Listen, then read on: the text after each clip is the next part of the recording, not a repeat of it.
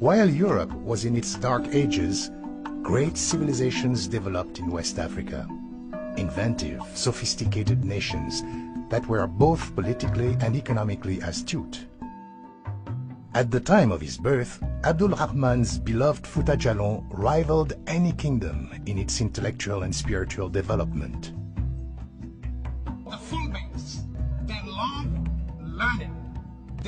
They take pride in intellectual prowess.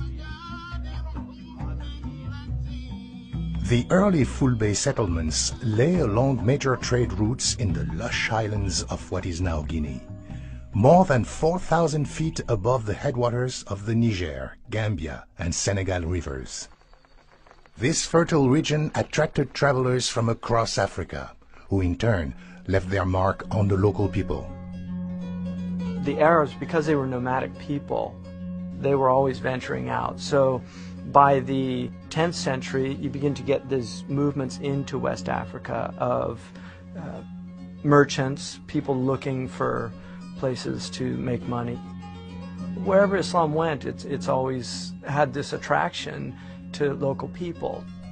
For a time, Islamic culture flourished peaceably alongside indigenous beliefs. What would account for such a rapid spread of Islam in West Africa is that these were tribal communities. So if one person became Muslim, oftentimes if it was the tribal chieftain, for instance, the whole tribe would become Muslim. The devout, who came in the late 17th and early 18th century, were more organized and committed to bringing non-believers into the community of the faithful. Those who resisted, mostly animists, were increasingly unwelcomed in Fouta jallo, and many migrated away. Finally, in 1725, Muslims founded the theocratic empire of Fouta jallo.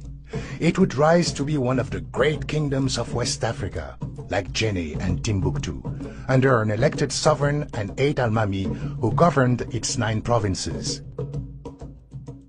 Timbo became its political capital for the next 170 years. We arrived at Timbo and entered the city on a banana trees-lined avenue. The rain surprised us at the very moment when the inhabitants were gathered at the mosques. Gaspard Théodore Molien, 1818. Timbo was at the foot of a mountain. It was a village of perhaps 5,000 or 6,000 people. The houses were mud-walled, conical, with sloping roofs. Almost every house had a courtyard, and usually the courtyards were surrounded with hedges so that people walking the streets and cul-de-sacs could mind their own business when they went by. Les hommes sont beaux, forts. They are handsome men, strong and brave. They are intelligent. They are mysterious and prudent. Antoine Golbery, West Africa, 1787. The Fulbe of Fouta jallo placed great emphasis on a couple of things. One was a great care of their hands. The other was their hair, which they wore long in braids, often down onto their shoulders. So that was their status symbol, and it's like a 3-piece suit or a bow tie, today in America for an official ceremony. That was their dress code. Les gens sont riches. Toutes les femmes. The inhabitants are wealthy. All the women have silver jewelry, large golden earrings, and they wear togas in blue tie-dye. All signs of luxury among Africans. Gaspard Théodore Molien, West Africa, 1818. Beyond wealth and attractiveness lay Fouta jallo's most precious asset. This was a nation deeply rooted in spiritual and intellectual pursuits. This was a theocentric or theocratic society. Power rested with Allah. The chief, the temporal chief, was just an instrument of God. And I think that Islam amongst the Fulbe was very important in giving them a very unique identity and reinforcing certain aspects of their personality as a proud people, even amongst other West African Muslim tribes. Fouta Jallo scholars wrote the only version of the Quran in Pular, the local language, while other indigenous literature developed using the Arabic alphabet. There were schools in almost every town, and the kingdom became a magnet of learning for nations in West Africa. Education was Abdul Rahman's birthright. Because he was the son of a nobleman, it would have been absolutely necessary for him to be not only literate, but erudite, and so he becomes a student of knowledge. Islam is a very literacy-based tradition. There's a lot of learning that has to happen. One has to be taught the Arabic, rudiments of Arabic, to know the prayer and to learn to recite the Quran and to be conversant with the literature, the sources of the religion. At age 12, he was sent, his father, noticing his aptitude for this, decided to send him to the large cities of the East so that he could continue his education.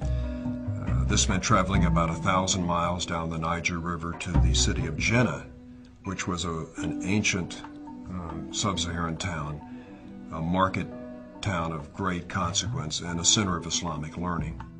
We would consider it the Harvard of West Africa. This is where you went to sit with the cream of the crop. Those scholars would have held their ground in any intellectual circle in the Muslim world. Abdurrahman was a contemporary of Thierno Muhammadu Samba Mombeya, who is the Shakespeare of Fouta Jallo.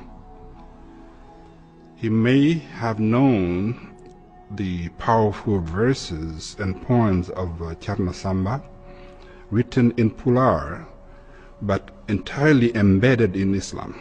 And it begins like this. Ya jom nanugol, hedo hala gorel, jayingel loungel si afala malal, iungel esaidu Muhammaduel, selenke lenyol futanke laral. Mombenke hodande e lash ariyanke to kappe e malikiyanke datal. Africa did produce men of learning. Africa did produce civilized, highly civilized individuals and societies. Africa did produce men of dignity and principle. And I think this is one of the very powerful points that the life and times of Abdurrahman Ibrahim drives home for us.